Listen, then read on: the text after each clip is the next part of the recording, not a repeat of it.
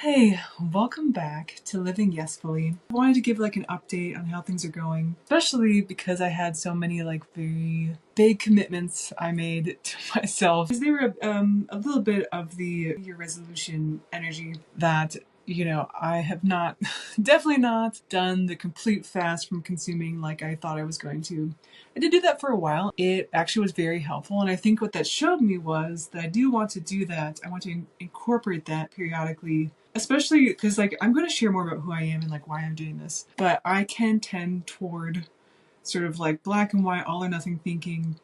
And I think that was definitely an example of I'm not doing any of this consuming of any content whatsoever. I'm only creating it was very much a black and white moment, which was not necessarily sustainable because I feel like I do receive a lot from different sources of information that I really enjoy. And sometimes it's entertainment. I think that's one thing about doing that for at least a period of time, that I saw the power of not numbing myself, sometimes I kind of need that stimuli of somebody talking, if I'm washing dishes or doing something, it's part of what helps me get through mundane tasks. And I also say too this, when I fell off the wagon was right at the anniversary of my mother's birthday, which happens at the beginning of the year, right in January.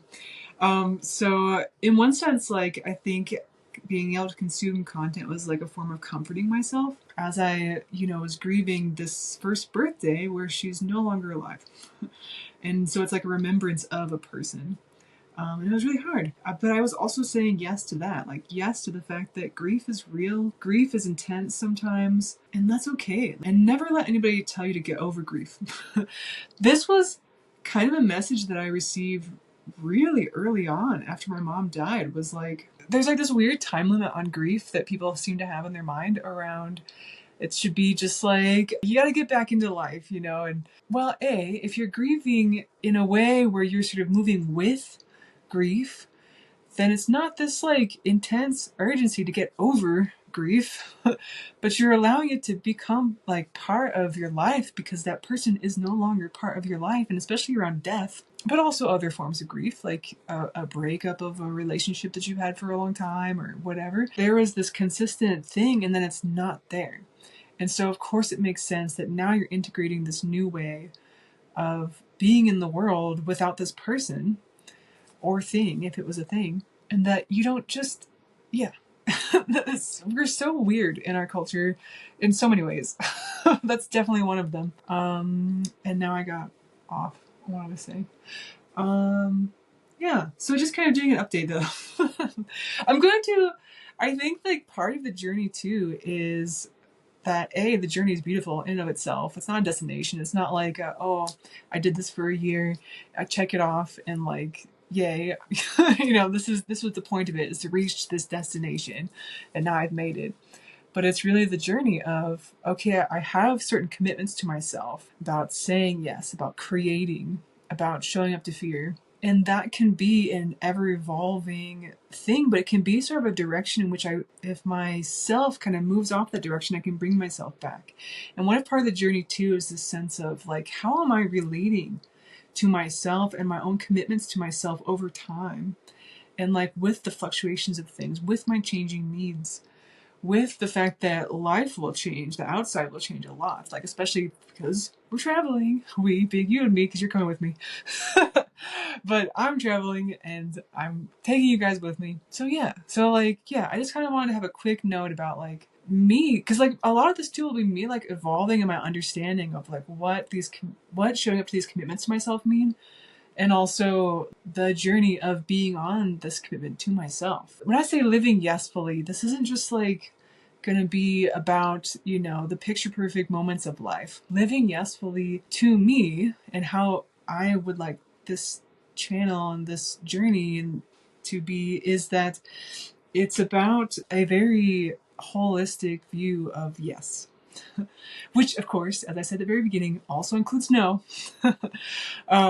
Sometimes we have to give ourselves permission to say no. So it's a yes to no. But this sense that it's, to me, this living yesfully is very empowering, and will be related to who I am as a person and like the different elements that have made me feel disempowered over time, and how I'm sort of reclaiming that and taking it back and saying yes to all of me, all of me, all of life, all of the fact that we're inside and navigating sometimes really harmful systems and things that are happening, and but also in the midst of that, I have power to say yes to me and to my life, and then also yes to how that integrates with a communal us. I'm saying no to hyper-individualism because I'm saying yes to what does it look like to be more connected and supportive of each other. This might be a little bit of a ramble, but oh well.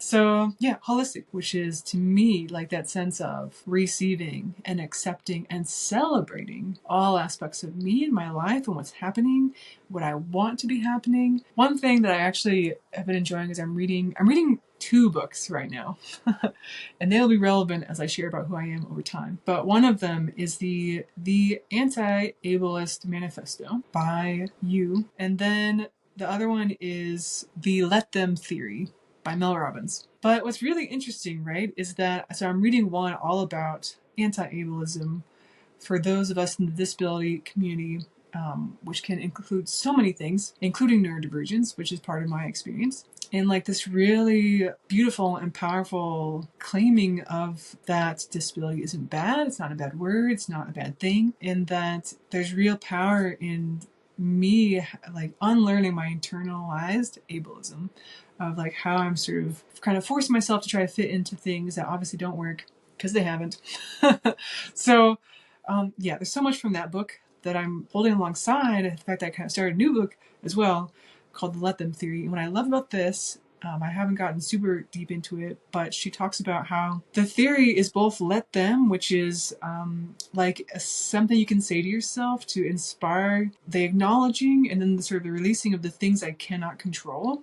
Other people's opinions, their expectations, their judgments, a circumstance, stuff like that. And then also a let me, which is the acknowledgement and then the stepping into the things I do have control over, which is how I show up, how I respond, how I view things, my perspectives, who I'm learning from. So I'm saying yes to these things, right? Yes to both deconstructing internalized ableism as well as understanding the intersectionality in disability and all these other things. And then this other part around like, okay, this acceptance of things I can't control. One of the reasons why I'm reading this book is that I sometimes can sort of have these moments where I create and I kind of put things out there on the internet, and then I like get shy and I come back into myself because I'm like, oh, I need to know more. I want to be more well-informed before I say anything, which I think is a noble goal.